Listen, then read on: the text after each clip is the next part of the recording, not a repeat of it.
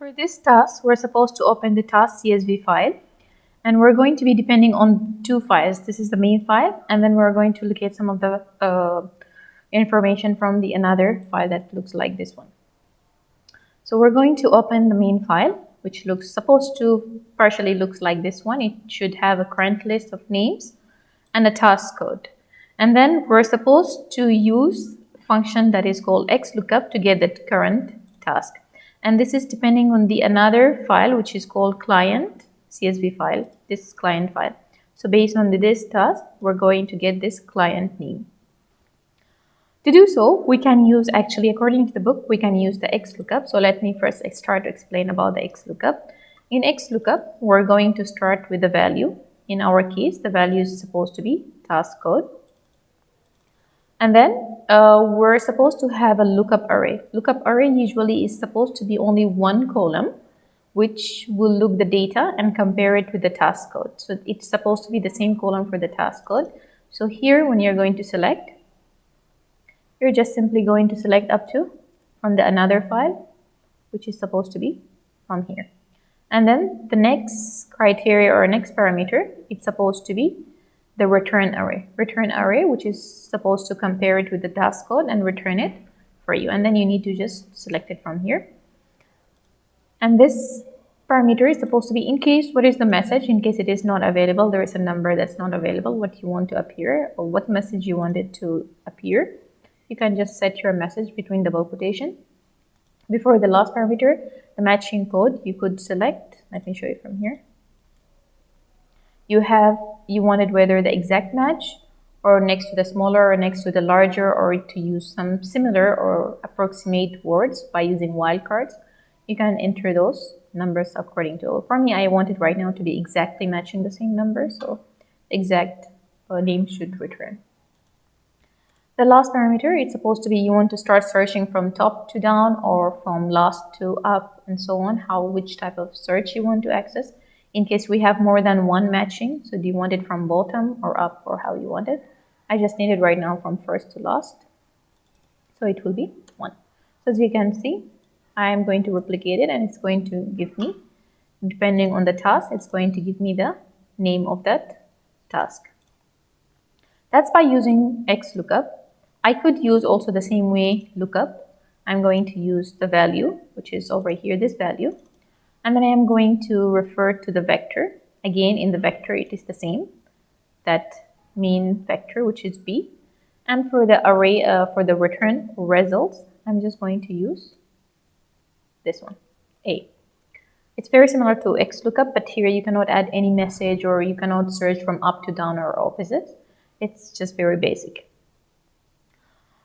The third method, which is HLOOKUP or VLOOKUP, it's not going to work. That's because the task code, which is the number, the main column that's supposed to be matching with this, it does not come first.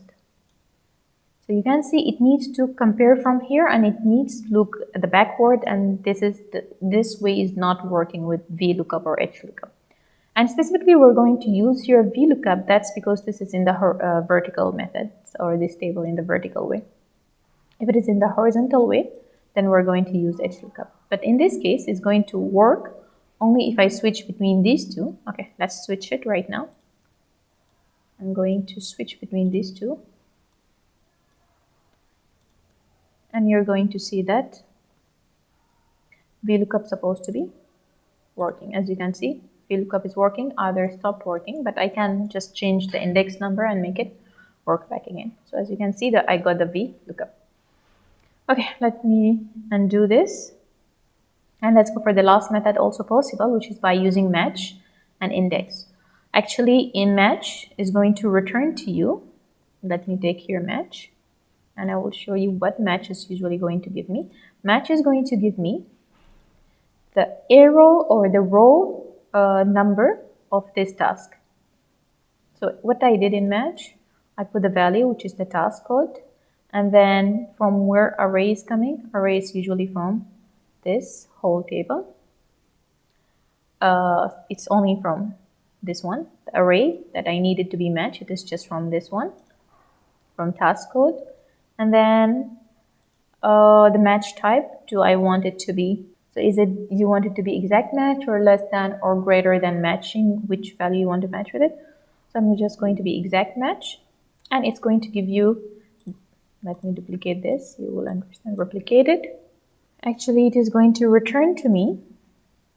So as you can see here, 6, because I chose the array to start from here till here. So 1, 2, 3, 4, 5, 6, 6 in the 6th row according to that array. That's why it is not showing me the number itself of the task, but it is showing me that 6 is in the 6th row. Okay, so that's the result from the match. So what I did, I just took this match and I put it in the index. So what in index we need? First we need the array. So in array, over here, I took my array. This whole array is going to be.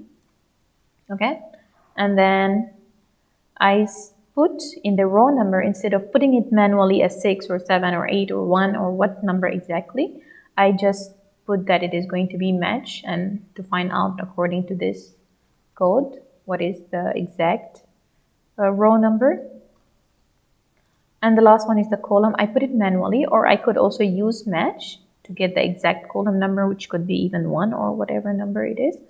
And I could put it here another match to get it. So even by using match and index, we could reach to the same results as lookup and XLOOKUP and VLOOKUP in case the columns are in the right order.